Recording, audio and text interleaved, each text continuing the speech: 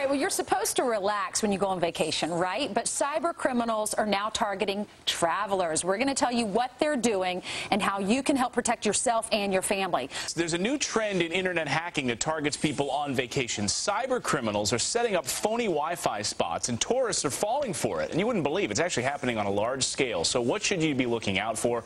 Joining us from Boston is security analyst for IDTheftSecurity, Robert Siciliano. Good morning to you, Robert. Good morning. All right, so here's what's happening. People are going into hotels, they're going into airport lounges, and they're logging on to Wi-Fi like most people do when they're on vacation or they're traveling. And we don't even think about that these potential Wi-Fi spots could be problems. What's going on with these spots?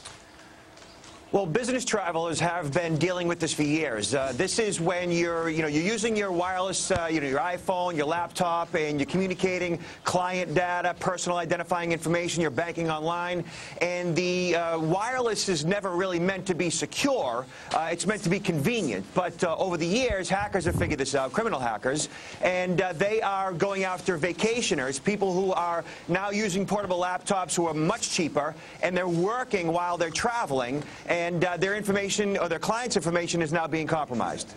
Well, Robert, I know also you talk a lot about Social Security numbers and how they can be hacked as well. This really amazed me. You're saying that criminals can figure out our Social Security numbers just by knowing where we live or where we were born? Well, Carnegie Mellon University recently did a study, and they were able to crack the code as to how Social Security numbers are being doled out.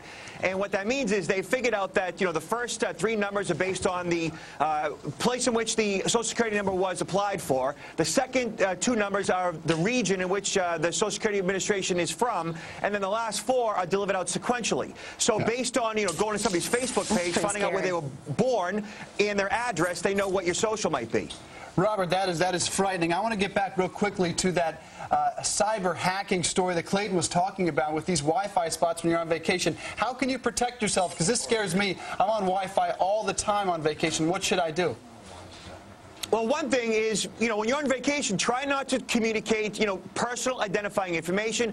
Maybe consider not banking online. Get something called Hotspot Shield, which is basically a software you download for free, and you basically are driving through a tunnel on the internet. It's an encrypted form of communication while you're communicating wirelessly. And also, invest in identity theft protection, because when all else fails, you got to have somebody out there watching your back. Yeah. All right. And when you're on vacation, you're on a plane.